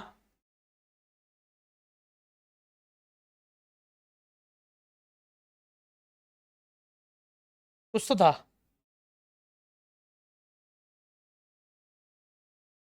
अरे कुछ तो था, ग्रेविटेशन वाला ही। वो तो डेरिवेशन करवा देता हूँ बच्चों में पूरा, दोनों का करवा देता हूँ। ई इनसाइड का ये फॉर्मूला कैसे आया ये भी बता ही देता हूँ। रेडी सब जने? ठीक है, जब मैं अंदर पहुंच चुका हूं, तो कभी कभी फॉर्मूला याद मेरे को भी नहीं आता है बच्चों, ऐसी बात नहीं है। ये अंदर पहुंच गए बच्चों, वाह। ये पिंकी, इस पर चार्ज कितना है बच्चों? Q dash. चलेगा? सो फाइनली गाइस, सबसे पहले ई इनसाइड निकालने के लिए यूजिंग गाउस लॉ। अब सही है, गाउस लॉ का formula close integral E dot D S is equal to Q inside upon में एप्सिलॉन नॉट। गाउसियन सरफेस बनाना पड़ेगा बच्चों इस पॉइंट के लिए। बन गया अंदर के लिए, ये गाउसियन सरफेस ही तो बनाया मैंने। जिस पे चार्ज क्यू डैश मान लिया। तो कहते हैं कि ई और डी एस तो वही रहेगा, बस अंदर वाला चार्ज थोड़ा बदल गया। कितना हो गया? क्यू डैश हो गया। फिर कहते हैं ई बाहर और अंदर वाला डीएस ही है। क्यू डैश अपॉन में क्या चल रहा है? Epsilon not. क्या तुम्हें याद है क्यू डैश अपॉन में स्मॉल आर क्यूब और क्यू अपॉन में कैपिटल आर क्यूब से ये वाला फॉर्मूला डायरेक्ट उठा लूं बच्चों? मैंने तो पहले ही बोला था कि मैं ये डायरेक्ट उठाऊंगा। तो यहाँ पर वैल्यू रखते भी जाओ। ई अंदर वाले का surface area 4 pi R square, फिर आर क्यूब अपॉन में आर क्यूब क्यू अपॉन में एप्सिलॉन नॉट, डिवाइड कर दो। क्या कर दो बच्चों? डिवाइड। उधर चले या इधर ही चले? उधर ही सही रहेगा मामला, है ना? नीचे चलो इसको तो लेके। तो ई बराबर कितना आ जाएगा? R cube cube R cube epsilon naught 4 pi R square से आर स्क्वायर कट जाएगा, 4 पाई एप्सिलॉन नॉट के हो जाएगा, क्यू क्यू है आर क्यूब है इनटू में आर। आ गया आयुषी? आ गया? देख लो एक बार, कहीं पर भी कोई चीज समझ में ना आई तो पूछ लो एक बार। ऐसा नहीं लग रहा, सब चीजें ऐसा लग रहा है पहले ही पढ़ रखे हैं, बस रिवाइज हो रहा है। ग्रेविटेशन पूरा पूरा रिवीजन हो रहा है। तो यही की यही कहानी मैग्नेटिज्म में रिपीट हो जाएगी क्या? वो मैं बिल्कुल नहीं पढ़ाता। यही की ये चीज तीसरी बार पढ़ानी पड़े, कैसा लगेगा तुम्हें? तुम्हें अजीब सा नहीं लगेगा कि मैं पढ़ा रहा हूँ? और नहीं लगेगा? निकम्मे कहीं के। लगना चाहिए। तुम बोलोगे कि सर ये तो हम खुद ही कर लेंगे, 2 बार आपने करा दिया, तीसरा तो हम अटेम्प्ट कर ही सकते हैं। 3 अटेम्प्ट तो सबको मिलते हैं ना। ना हाँ ना ना कुछ नहीं सर, मैं न्यूट्रल हूं, मेरे को मत देखो। मैं क्या लाऊं बेटा? ठीक है, okay guys listen to me. मैंने वी निकाल दिया, वी के साथ अब क्या निकालते हैं? ई तो निकाला, वी निकालते हैं अपन। तुम्हें वी सुनाई दिया? क्योंकि मैंने बोला ही वी था। ऊपर से लिखेंगे बच्चों, वहां से ऊपर से। रेडी सब जने? V inside. याद करो पोटेंशियल निकालने के लिए क्या करना पड़ता? वर्गडन। डायरेक्ट फॉर्मूला लिख दूं? देखो इधर, वी जो इनसाइड होगा ना वो किसके बराबर होगा? एक तो वी इनफाइनाइट से कहाँ आना है तुम्हें? सरफेस पे आना है, प्लस सरफेस से वापस कहाँ आना है? इनसाइड। चलेगा? अब तो चलेगा, चलेगा। तो के क्यू अपॉन में R square D R, limit infinite से आर। मत पूछना बच्चों कैसे आया, ठीक है बता ही देता हूं। बताओ वी का formula E dot D R होता है। लिमिट बाद में लगा देंगे। इसका भी फॉर्मूला क्या होगा? बस बात ये कि इनफाइनाइट से सरफेस, फिर सरफेस से अंदर, हाँ या ना? ई का फॉर्मूला के क्यू अपॉन में R square D R, infinite से आर, आर से लेके अनंत चले जाएंगे तो यहां पर बचेगा के क्यू बड़े में आर स्क्वायर डी आर। कुछ गड़बड़ी करी मैंने, बताओ क्या? कहीं पर अंदर जाएंगे ना तो क्यू डैश हो जाएगा बस। या फिर बच्चों, या फिर क्या मैं ऐसे भी लिख सकता हूँ? इसका तो आंसर डायरेक्ट है बच्चों। क्या माइनस का के क्यू बाई आर, हाँ या ना? सरफेस तक आ गया, प्लस इसमें से के बाहर, अंदर क्या बच रहा है? क्यू डैश अपॉन में लिमिट कहां से कहां तक? देखते जाओ देखते जाओ। क्यू डैश की वैल्यू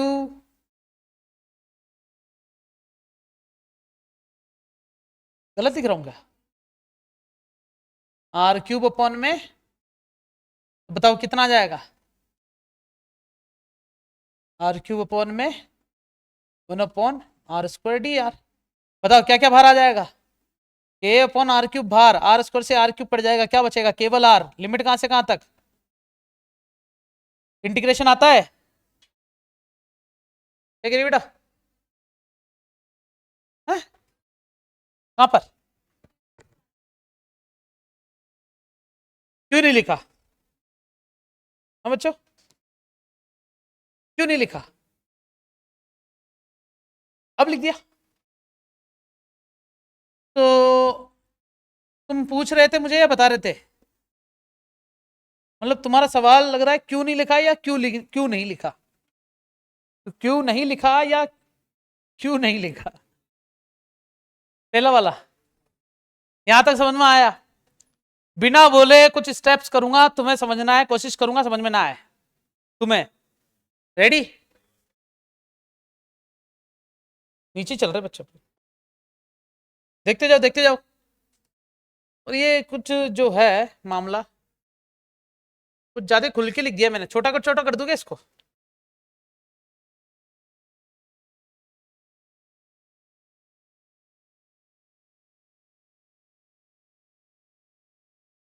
ये जो हल्का हल्का सुरूर है, ये तेरी नजर का कसूर है। बस इतना ही आता है बच्चों मुझे।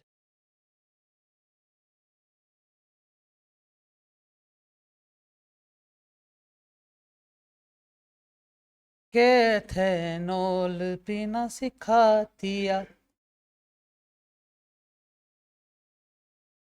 अगर एथेनॉल को बच्चों वाटर से रिएक्ट करा जाए तो क्या होता है? पैक बन जाता है।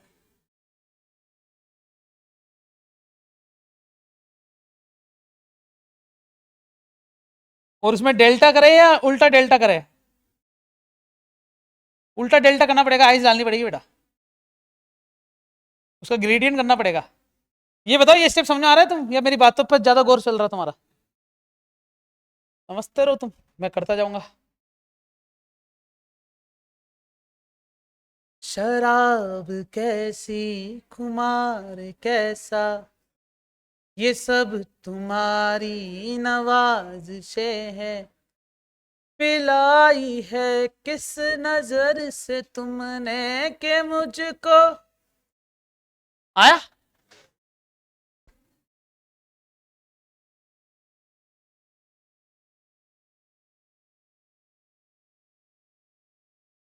मैं तो लिखता जाऊं ना, तुम समझते रहो।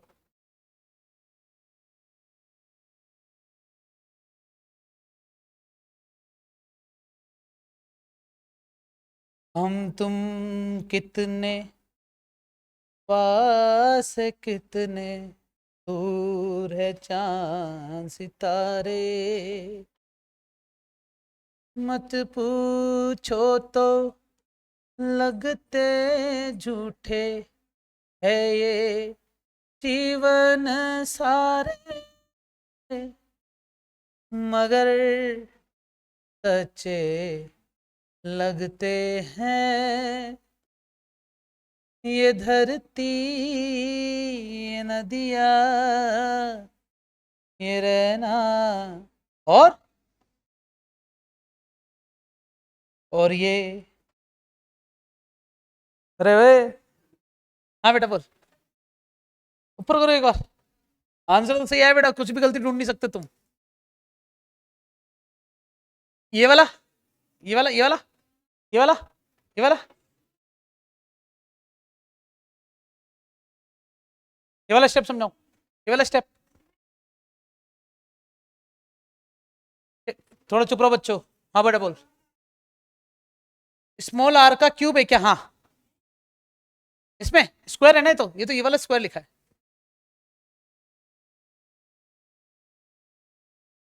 देख ये वाला मैंने क्यू डैश की वैल्यू यहां रखी, वो जो आर स्क्वायर था वो तो रखूंगा ही नहीं, रखूंगा ना, वो काट दिया, फिर वो आर आ गया।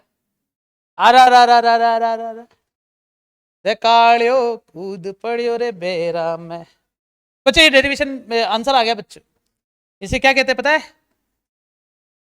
ये वी इनसाइड आ गया। अब सेंटर कैसे निकालोगे बताओ? आर की वैल्यू जीरो रख दो। हाँ हाँ हाँ, इधर है ना, इधर आर क्यूब है ना, देख, R square into R, R cube हो जाएगा ये। नहीं नहीं सही है, तूने सही बताया बेटा, तू नहीं होती तो क्या होता। बस अप्रिशिएट चाहिए था ना तेरे को, यही बोलना चाहती थी। देखो अच्छा, अब ठीक है, अब मैं आर की वैल्यू जीरो रख रहा हूं।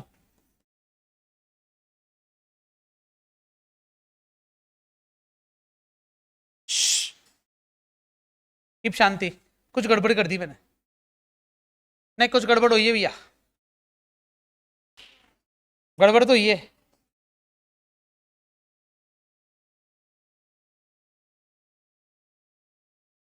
आंसर नेगेटिव का माइनस का 3/2 आना चाहिए था। माइनस का 3/2 KQ/R, जबकि मेरा प्लस का आ रहा है। देख रहे हो क्या कहना चाह रहा हूं मैं? मेरा है ना माइनस माइनस प्लस हो जाएगा, आंसर तो आ जाएगा 3KQ/R, लेकिन मेरा आंसर प्लस में आ रहा है जबकि आंसर माइनस में आना चाहिए था। इसका मतलब 3R² आगे होना चाहिए था, R² आगे होना चाहिए था। हाँ यार सही तो है। देखो अगर मैंने माइनस कॉमन लिया है इधर से, देख रहा है, तो इसका मतलब आगे कौन होगा? हाँ 3R² आगे माइनस का R²। तो यहां पर भी ये तो सही है बच्चों, ये प्लस और ये क्या आ गया माइनस, अब सही है। उसके बाद सुनो, V तो सेंटर आ गया, E भी अंदर आ गया, E सेंटर निकाल लो बच्चों, KQ/R³ इंटू 0, तो E सेंटर अभी भी क्या मिला, सब कुछ आ चुका है क्या हमारे पास? क्या करना मुझे अब? डायग्राम बना के ग्राफ बनाना इसका। तो ग्राफ बनाने के लिए सबसे पहले क्या करेंगे, सेंटर को उठाएंगे, सीधी लाइन होनी चाहिए। प्लीज बातें मत करो बच्चों, थोड़ी सी देर हो रहा है फिर, नहीं तो 1 घंटा और ले लूंगा ना क्लास में, तुम ऐसे करोगे तो 2 घंटे और क्लास ले लूंगा मैं, मतलब 2 घंटे तो मैं क्वेश्चन ही बैंक करवा दूंगा बहुत सारे। चलो देखो, सेंटर पे सबसे पहले सेंटर पे 0, लेकिन अंदर की तरफ क्या आ रहा है, ई अंदर डायरेक्टली प्रोपोर्शनल है क्या आर के? कलर चेंज करता हूं, यो हानि, बस हानि तक ही आया ये तो। सरफेस पर आगे कितना आया, KQ/R, प्लस का या माइनस का? प्लस का आएगा बच्चों, ना इलेक्ट्रिक फील्ड है ना, ऊपर वाला इलेक्ट्रिक फील्ड है, इधर वाला आर है। फिर धीरे धीरे क्या हो गया, 1/R², इसमें डायरेक्टली प्रोपोर्शनल। नीचे नीचे नीचे V की देखो, V का देख लेना एक बार बच्चों, V का सेंटर पे कितना आ रहा है, माइनस का 3/2, तो मतलब ये तो था KQ/2, और इससे भी आधा ऊपर ले लो, 1.5 ले लो, 1.5। कुछ याद आ रहा बच्चा, ऐसा डायग्राम बनाया था अपन, ये माइनस का 3/2 के है, क्या लिखा है ये KQ/R माइनस का 3/2, और ये कितना है माइनस का KQ/R, और यहां पर KQ/R हो गया था V, इनवर्सली प्रोपोर्शनल। ये भी ग्राफ उल्टा बना बच्चों V के लिए, और ये किसको बता रहा है, R को बता रहा है। जूम आउट कर रहा हूं पूरा का पूरा, ताकि तुम एक बार देख सको पूरा का पूरा। देख लो बच्चों, सच मुझे ऐसा करना चाहिए कि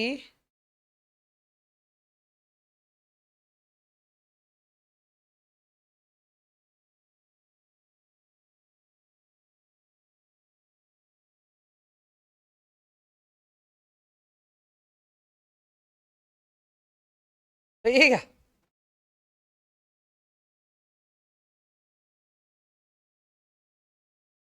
जूम अच्छा हो जाएगा थोड़ा बस।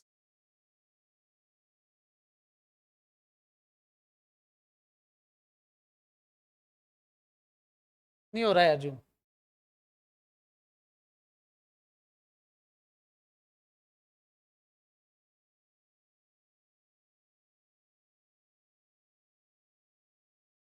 नीचे वाला छिप रहा है, छिपा दूं क्या? इतना चल जाएगा। किसके लिए निकाला बच्चों अपन ये पूरा का पूरा,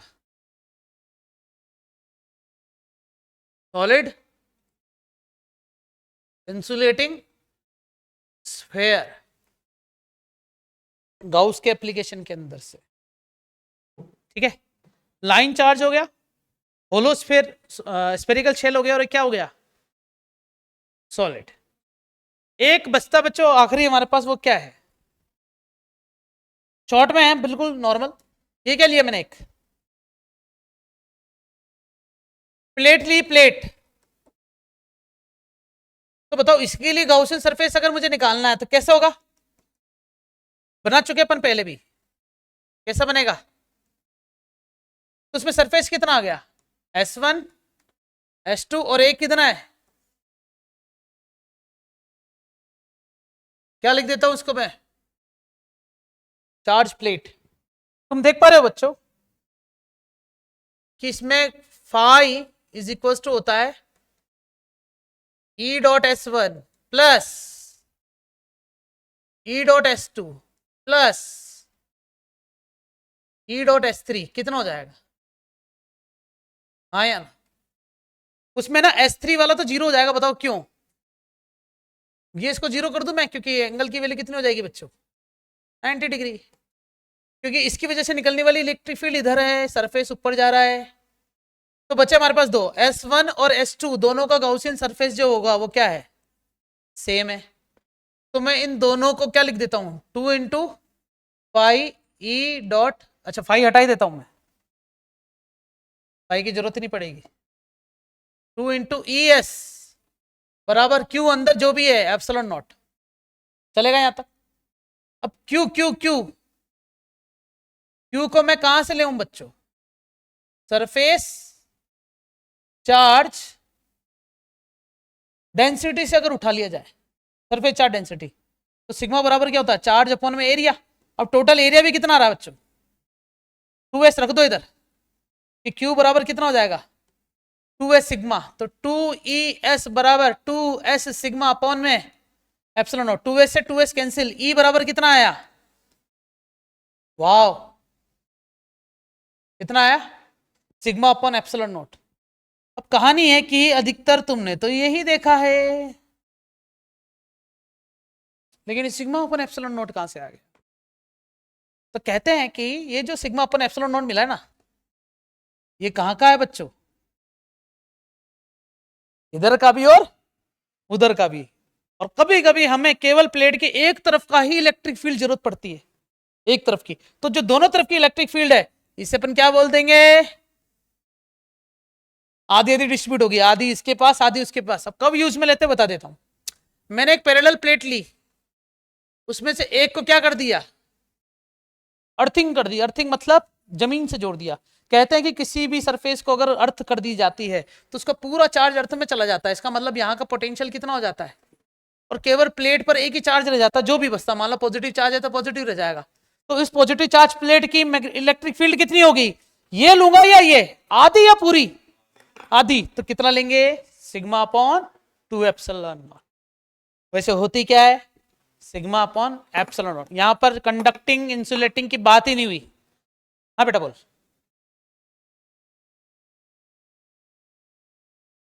दोनों की लेते तो दोनों की मतलब दोनों साइड की, लेफ्ट और राइट की। और अगर मुझे केवल एक ही साइड को उठानी पड़े तो किसके लेंगे बच्चे? Sigma upon 2 epsilon not. ये कंसेप्ट काम आएगा कैपेसिटेंस के अंदर बच्चों। किसमें काम आएगा? क्योंकि कैपेसिटेंस में है ना, इसकी वजह से भी फील्ड आएगी, इसकी वजह से भी फील्ड आएगी, दोनों की आधी आधी जुड़ के क्या हो जाएगी? वापस सिंगल हो जाएगी, सिग्मा अपॉन एप्सिलॉन नॉट। फिर A into sigma upon epsilon not, फिर A epsilon not upon D, फिर कैपेसिटी का फॉर्मूला बन जाएगा। छोड़ो, इतनी बड़ी बातें नहीं करूंगा मैं। फिलहाल तुम्हें कहानी समझ में आई? ये गाउस के एप्लीकेशन यहाँ खत्म होते हैं। कल मैं तुम्हें ये टॉपिक चैप्टर अपना खत्म हो गया इलेक्ट्रोस्टैटिक पार्ट 2 भी। पार्ट 3 स्टार्ट पहले नहीं होगा, पहले पार्ट 2 से रिलेटेड जितने भी क्वेश्चन बन सकते हैं ना गाउस से रिलेटेड। इलेक्ट्रोस्टैटिक शील्डिंग भी आएगी उसके अंदर। हिंदी में नाम नहीं पता मुझे। इलेक्ट्रोस्टैटिक मतलब स्थिर वैद्युतिक, शील्डिंग मतलब बचाव। ठीक है, स्थिर वैद्युत बचाव। कहते हैं कि बादल जब बरसते हैं तब तक तो अपन शील्डिंग नहीं लगा सकते, ज्यादा छतरी लेके घूम सकते हैं। जब गरजते हैं और बिजली चमकती है तो अपने ऊपर बिजली गिरने से बचाने के लिए क्या करना चाहिए? That is called electrostatic shielding. कुछ ऐसे कपड़े बनाए गए हैं जिससे तुम बारिश में निकलोगे तो बिजली तुम पे नहीं गिरेगी। तुमने खरीदे कभी ऐसे कपड़े? खरीदना भी मत, महंगे आ रहे हैं ना। लेकिन समुद्री इलाके जो होते हैं ना, जहाँ बड़े बड़े शिप जाते हैं, वहां पर जो क्या कहते हैं वर्कर्स काम करते हैं शिप के ऊपर, भरे तूफान के अंदर जब बिजली कड़कती है तो उनके ऊपर ना गिरे तो उन्हें इलेक्ट्रोस्टैटिक शील्डिंग की जरूरत पड़ती है बच्चों। लेकिन बेसिक इलेक्ट्रोस्टैटिक शील्डिंग अपन चर्चा करेंगे नेक्स्ट लेक्चर में। कुछ बेसिक क्वेश्चंस भी करवाऊंगा इसी के साथ। तुम्हारे सामने एक स्क्रीन आएगी जो तुम्हें पता करनी है कि क्या शो कर रखा है, बताओ। तुम्हें सिर्फ हाँ बोलना है कि समझ में आएगा। पॉइंट चार्ज के लिए सही है क्या? ई और वी दोनों यूनिफॉर्मली चार्ज स्फेरिकल शेल, सही है दोनों। यहाँ डैश लाइन बना रखी, डैश मतलब यहाँ पर इलेक्ट्रिक फील्ड नहीं है, यहाँ स्ट्रॉन्ग लाइन है, इसका मतलब यहाँ पर पोटेंशियल है। ये भी समझ में आ गया। सॉलिड स्फेयर का पोटेंशियल ये क्या है, रिंग का डेरिवेशन याद आ रहा है, रिंग की इलेक्ट्रिक फील्ड, रिंग का पोटेंशियल, लास्ट में कौन बचा, यूनिफॉर्मली लॉन्ग चार्ज रॉड, जो अपने सबसे 2K लैम्डा अपन आर, ठीक है, 2 का मल्टीप्लाई डिवाइड करके, ठीक है ना, ये सब एक साथ लिख रखा है बस मैंने। यहाँ खत्म होता बच्चों गाउस का एप्लीकेशन, नेक्स्ट सेशन में मिलते हैं। थैंक यू सो मच मुझे सहन करने के लिए, बाय बाय।